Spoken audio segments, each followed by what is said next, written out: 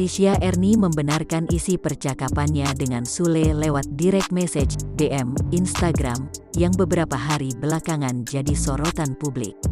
Tisha Ernie menegaskan dirinya tidak tahu siapa yang menyebarkan isi percakapannya dengan Sule. Sebab, isi percakapannya dengan Sule memang benar adanya dan terjadi di sekitar awal tahun 2020. Namun, pengakuan Tisha rupanya disambut negatif dari warganet.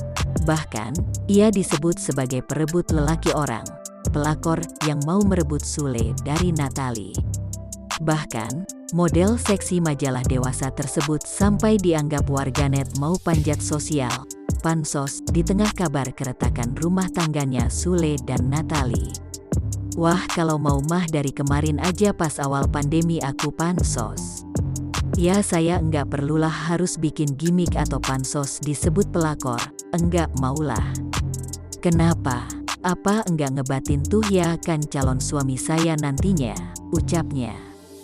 Cuma ya biarkan saja mulut netizen yang menilai, tambahnya. Meski begitu, Tisha Ernie enggan membocorkan soal hubungannya dengan Sule saat ini. Sebab, ia tak mau membakar lagi api yang sudah ada antara Sule dan Natalie saat ini.